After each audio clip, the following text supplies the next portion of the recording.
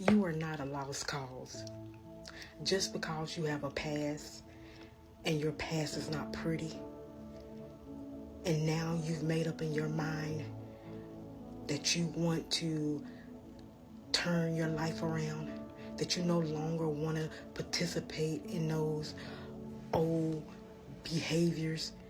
You no longer want to continue to think the way that you used to think, that you have done some things that you're not proud of. And being that you have decided to turn your life around, that you've decided to pull yourself together, you've decided to go on your journey of becoming a better you, a better version of you. You've decided to go on a journey to allow God to sit you down, to reveal to you who you really are. And with doing that, you have people that say that they love you, say that they want the best for you, that want to keep throwing your past in your face. They keep wanting to make you feel like that you're a lost cause. They keep wanting to make you feel like that you're too far gone. I come on this video today to encourage your hearts, to let you know that long as you have breath in your body, that you're not too far gone.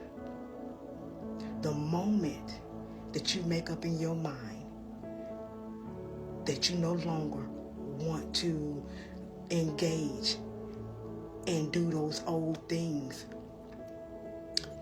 those old behaviors that was leading you on the road of destruction, don't allow the enemy to use that tactic to come into your mind to try to plant the seed that you cannot be who God has created you to be. Evict the enemy from your mind on today.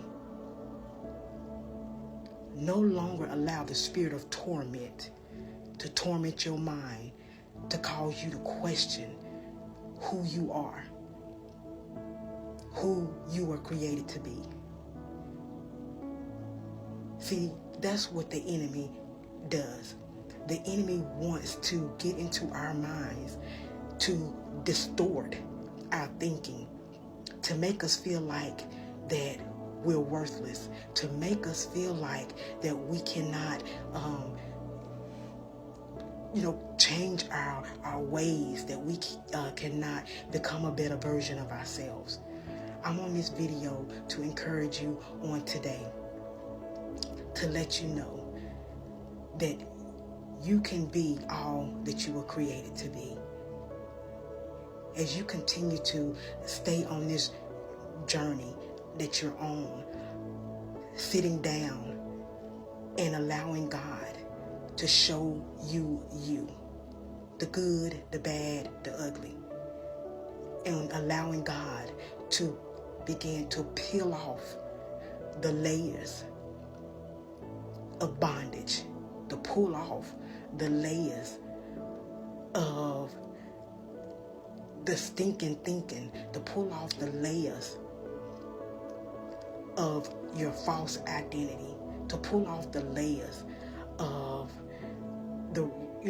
the things that we know that we shouldn't continue to partake in, to pull off the layers of hurt, to pull off the layers of pain.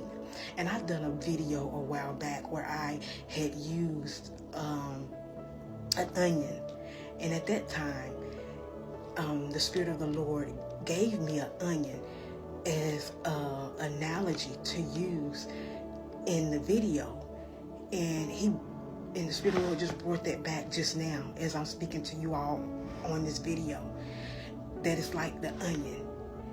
And you know that the onion has many layers, right? And the onion is stinking. And that's how our lives are. when we're so wrapped up in sin.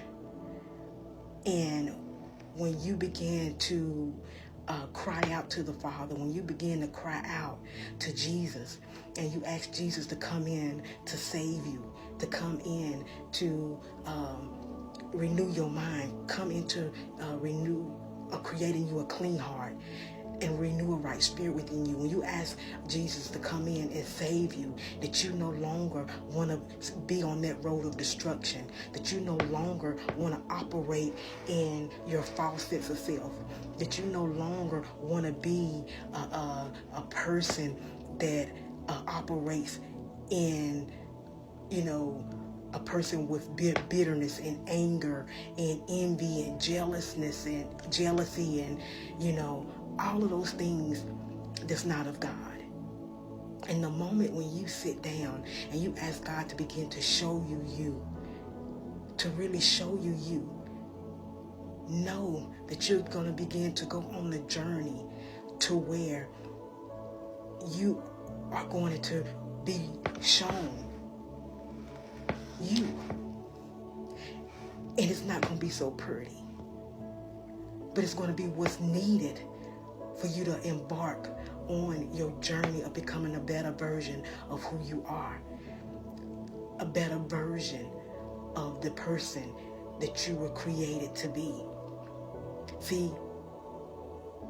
when we come to the Father, when we cry out to the Father and ask Him to save us, to come in and change us, we don't come to the Father already put together. We come to the Father with our stinking self, and He has to begin to pull the layers off of our lives, the things that we have done, gotten ourselves into, things that we have participated in, things that we have engaged in that we shouldn't have engaged in. And as God begins to do a work in us, as He begins to pull back the layers of hurt, pull back the layers of some of us may have dealt with rejection, abandonment, low self-esteem, bitterness, anger, jealousy, malice, backbiting. See, all of that stinking stuff that's not of God. And see, when He began to pull the layers back, the onion, He got to pull it back one by one to begin to start cleaning us up. So when God begins to do that, and you begin to take on your identity, the true identity that Christ created you to be when He formed you in your mother's womb, know that you are going to begin to see things in a different perspective, with a new set of lenses.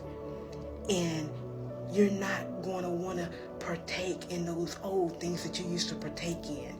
And you're going to start moving different. You're going to start talking different.